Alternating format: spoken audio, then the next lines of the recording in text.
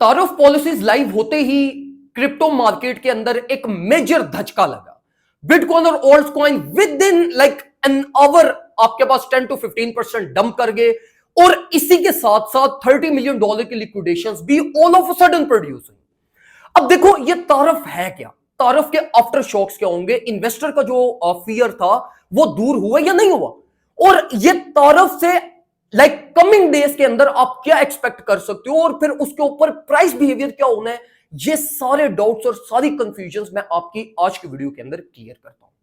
सबसे पहले देखो मेरे भाइयों, इस चीज को समझो कि देखो जो कल का दिन था ना, जिसमें जो सब लोग वेट कर रहे थे, वो वेट कर रहे थे कि तारफ के ऊपर कितने परसेंट इंप्लीमेंटेशन होती है, लाइक कितने परसेंट टैक्स इंपोजिशन होती है ऑन इंपोर्ट्स।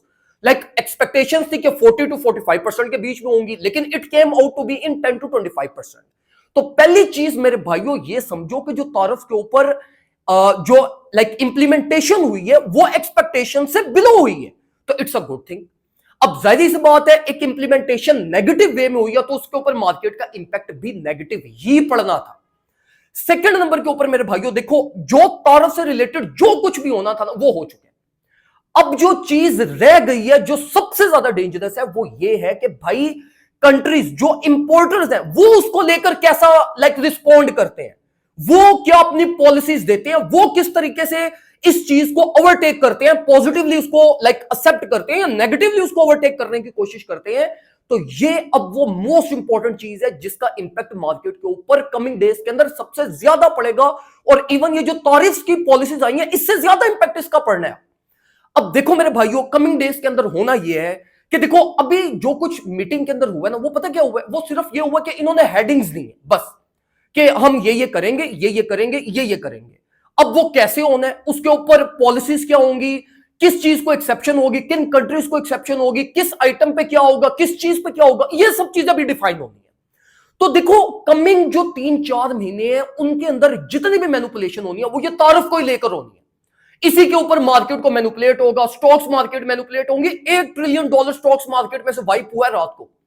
तो ये अल्टीमेटली इनको एक लाइक और खिलौना मिला तारीफ, जिसकी बेसिस के ऊपर ये मार्केट को लाइक अल्टीमेटली अपनी मर्जी के मुताबिक नचोड़ेंगे और हिलाएंगे।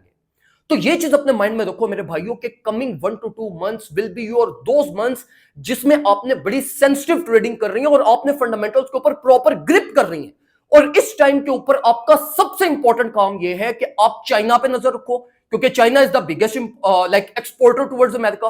और अब देखो वो सारे कंट्रीज जो चाइना को एक्सपोर्ट करते हैं अपने प्रोडक्ट्स, अब उनको देखो कि वो इस चीज को कैसे काउंटरली प्ले आउट करते हैं, और उन चीजों के ऊपर फिर आपकी मार्केट फर्दर मैनिपुलेट होगी और फर्दर उसकी जो वोलेटिलिटी आनी है मार्केट में वो फिर इन चीजों के अकॉर्डिंगली आनी है।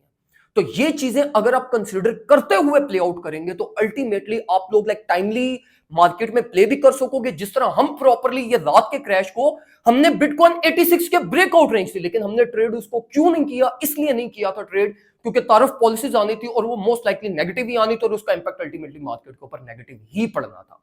तो इसलिए मेरे भाइयों प्रॉपर रिसर्च करना सीखें, प्रॉपर फंडामेंटल टेक्निकल्स को प्रॉपर तरीके से सीखें।